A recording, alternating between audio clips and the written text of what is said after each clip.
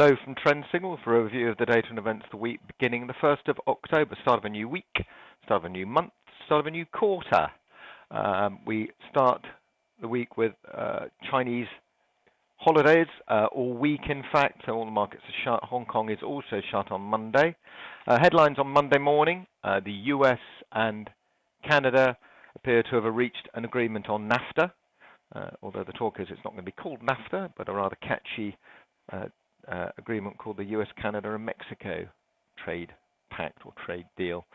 Anyway, the Canadian dollar jumped on, well, in fact, Sunday night. I think it was the Canadian Cabinet meeting Sunday evening to approve the deal, and it was pretty much known to be going through. And that puts Canada in the same frame as Mexico. Mexico actually reached an agreement with the US in August. As I said, the Canadian dollar jumped about 0.6% against the US dollar. One of the strongest levels I think it's been to since end of May. Okay, let's have a look at the data and events this week, because there's quite a lot coming out with it being the first week of the new trading month. Signals the release of the US employment data, so quite a lot to go through.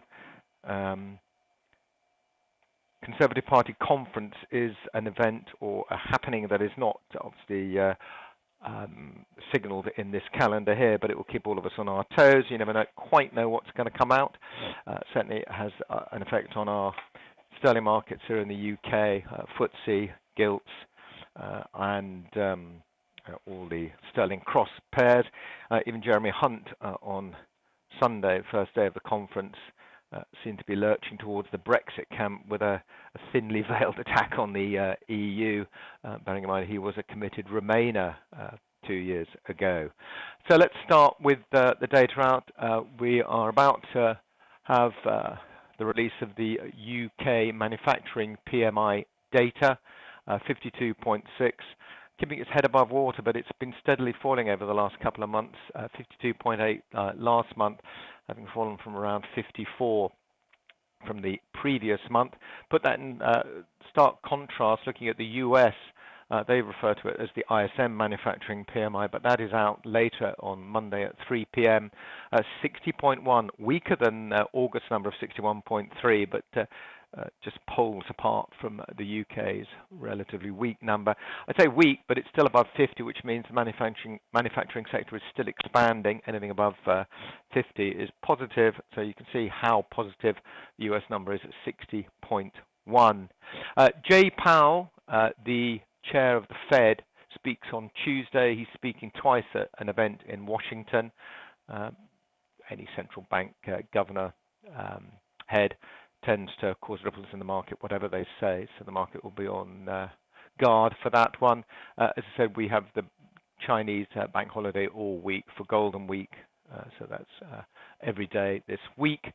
On Tuesday, we have the RBA statement, the rate statement, rates staying at record lows in Australia, as the housing market seems to continue to be struggling. That's unlikely to result in any change in rates in the very short term. On Wednesday, we have a German bank holiday, which is Unity Day, German Unity Day, and that can lead to a slight hangover on Thursday as well for the German markets. We then have the services side of things with the service PMI in the UK, 54.0, down from 54.3, and again in stark contrast to the ISM non-manufacturing PMI or services PMI, as we would call it in the United States, 58.1 rather than 54, so poles apart. We also have the first release, the sort of precursor from ADP, this private payroll company, on their take on the number of non-farm jobs created in September.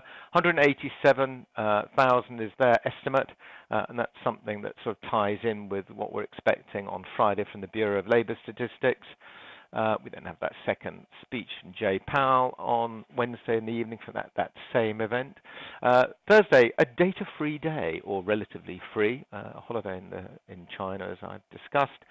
We then jump to Friday for the main event, and that's really the US non-farm employment change or unemployment data. 185,000, a little bit of a tick down from the previous month, but anything around those sort of levels will be relatively well received.